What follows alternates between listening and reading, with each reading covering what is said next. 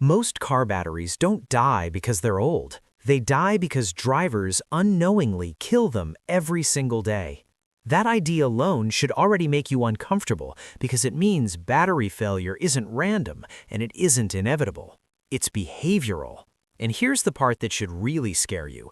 In Japan, it's common for factory-installed car batteries to last 8, 10, even 12 years. In the United States, most drivers are lucky to get 3 to 5 years, sometimes less. Same brands, same chemistry, same cars. So what's the difference? It's not magic, it's not expensive equipment, and it's not something battery companies are eager to advertise. There's one simple habit Japanese drivers and mechanics follow, a habit so basic and so overlooked that it quietly doubles or even triples battery life.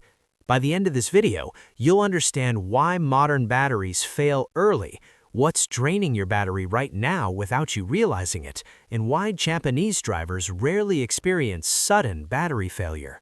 Once you hear this, you'll never treat your car battery the same way again. Let's start with the biggest myth in modern car ownership, that car batteries just don't last like they used to. On the surface, this sounds logical. Modern vehicles have more electronics, more sensors, more computers, more systems constantly running in the background. So of course, batteries must wear out faster, right? But here's the uncomfortable truth. Modern batteries are actually better than ever. Plate design has improved, chemistry is more stable, manufacturing tolerances are tighter than they were decades ago. By every technical metric, today's batteries should last longer than older ones. Yet the average lifespan is shrinking, not growing. That contradiction tells us something important. The problem isn't the battery, it's how we use it. Nowhere is this clearer than when you compare North America to Japan. Japanese automotive service data reveals something most Western drivers find almost impossible to believe. Many vehicles retain their original factory battery for 8 to 10 years without replacements, without chargers, and without jump starts. Taxi fleets in Tokyo routinely log hundreds of thousands of miles on the original battery with virtually zero roadside failures. Meanwhile, in the US and Canada, battery failures are so common they're considered normal. Cold weather exposes weakness, jump starts are routine, and replacement every few years is simply expected. The reason isn't climate, and it isn't luck, it's mindset. Japanese drivers treat the battery as a system, not a disposable part. To understand why this matters, you need to understand what actually kills a car battery. Most people blame cold weather, old age, or bad luck, but the real killer of lead-acid batteries is something called sulfation. Every time you start your car, the battery discharges and lead sulfate forms on the internal plates. When the alternator recharges the battery, most of that sulfate dissolves back into the electrolyte. That process is normal and healthy. The problem begins when the battery never fully recharges. When a battery stays partially charged for long periods, the sulfate hardens. Once hardened, it cannot be reversed. This permanently reduces capacity, cranking power, and lifespan. And here's the brutal truth. Most car batteries in Western countries never reach full charge again after the first few months of ownership. The biggest reason for this is modern driving behavior, especially short trips. Short trips are poison to car batteries. A cold start requires a massive burst of energy, far more than most drivers realize. But if the drive that follows is only 10 minutes of stop-and-go traffic, the alternator never has enough time to replace what was taken.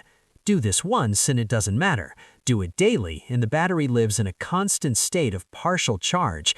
That's not normal wear, that's slow execution. Over time, sulfation builds, capacity shrinks, and the battery quietly dies long before its potential lifespan is reached. Japanese driving culture minimizes this damage, and that's not accidental. In Japan, cars are treated as precision machines, not disposable appliances. Driving habits naturally involve fewer cold starts per day, longer continuous drives, deliberate warm-up routines, less unnecessary idling when the engine isn't running. But the most important difference isn't something most drivers consciously think about. Japanese drivers actively manage battery state, even if they don't call it that. They ensure the battery is actually restored, not just used. And that leads us directly to the habit that changes everything. Japanese drivers regularly force a full battery recharge cycle, not accidentally, not occasionally, intentionally. Once to 2 times per week, the battery is brought back to near 100% charge under steady alternator output without interruption. This single habit prevents sulfation from ever becoming permanent. And here's the shocking part. You don't need special tools, you don't need a battery charger, and you don't even need to open the hood. Most drivers simply never do this, and they don't realize the consequences until the battery fails without warning. At this point, many people assume the alternator should be handling all of this automatically, right? Only partially. Alternators are designed to maintain battery charge, not to fully restore deeply depleted batteries. In modern vehicles, alternators are computer-controlled, load-managed, and often intentionally limited to save fuel and reduce emissions. If the vehicle's control system decides the battery is good enough, it reduces charging output.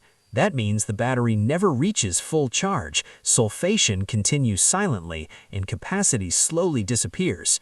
Failure doesn't come gradually, it comes suddenly, usually on a cold morning when the battery can no longer deliver the current demanded. This problem is made even worse with start-stop systems. Vehicles equipped with aggressive fuel-saving electronics place constant stress on the battery. Start-stop systems repeatedly discharge the battery, demand rapid recovery, and rely on high charge levels to function correctly. Without regular full recharge cycles, even premium AGM batteries degrade quickly. That's why start-stop vehicles often consume batteries every 2 or 3 years. Japanese drivers compensate for this stress through driving habits. Most other drivers don't. In Japan, it's common to see drivers intentionally combine errands into a single longer trip, avoid unnecessary cold starts, and allow the vehicle to run long enough for all systems to stabilize. They don't describe this as battery maintenance, they describe it as normal driving. But the result is dramatic. Full charge cycles occur regularly, battery plates stay healthy, and sulfation remains minimal.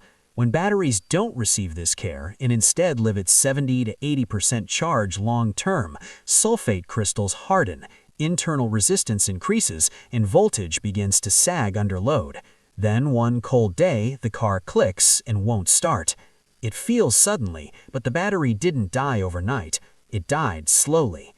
Even battery testing hides the problem. Many common tests measure surface voltage or short load response. A sulfated battery can still show 12.6 volts and pass a basic test, yet fail the moment real demand is applied. Japanese service centers focus on state of charge and charge acceptance, not just voltage. That difference alone explains why their batteries last so much longer. And this leads to the core rule behind everything you've heard so far. A car battery must experience a true full recharge cycle at least once to 2 weeks. Not partial drives, not short trips, not idling, a real recharge. But here's the problem. Most people who try to do this end up doing it completely wrong, and some of the most common battery-saving habits actually make things worse. To understand why, you need to know what doesn't work, what actively harms your battery, and what Japanese mechanics specifically warn against. And that's where things get really interesting.